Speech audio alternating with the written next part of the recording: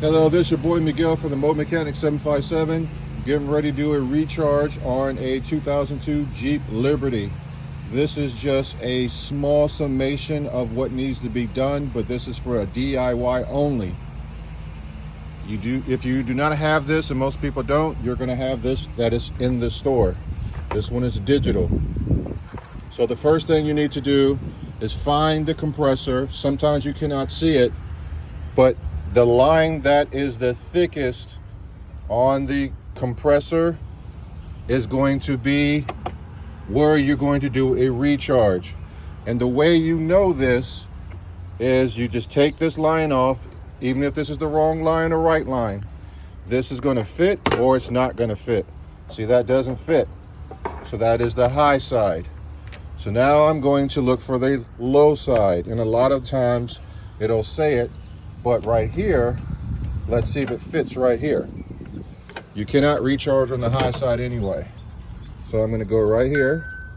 I'm going to pull this up and push down. Then this is going to tell me if there's anything in the system. Usually when the car is off, this number should be what's outside. The system is low. All you have to do before you even turn the vehicle on is put some Freon in it by pressing the trigger. There is a low cut-off switch on this vehicle and all vehicles. On this particular vehicle, it is sitting right here on the receiver and dryer. And what this does, it prevents the vehicle. All vehicles have this, you just might not be able to see it, but it keeps the vehicle's compressor from turning on so it won't self-destruct itself. It also has a high pressure sensor by which is sitting right here, and this, sorry about that, if you put too much Freon in, it's going to cut it off. So it's self-protecting. You will find out what the ambient temperature is when you're doing the recharge. You do not go by these numbers right here.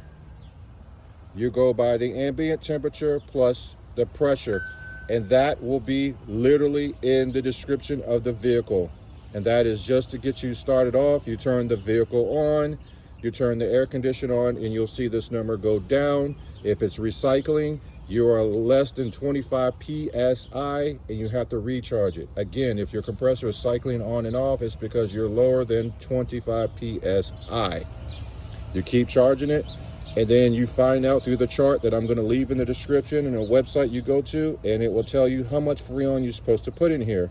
If you just go by this, you're just going to fill it up for that day, and another hot day is going to come by, and when the compressor is running, it pulls the number down because it's in suction. It's pulling the number down. So if you put too less, it's going to go past 25, and now I have no air conditioning. That's why you need the ambient temperature and the PSI together. I haven't turned this vehicle on, but I'm just giving you a summation.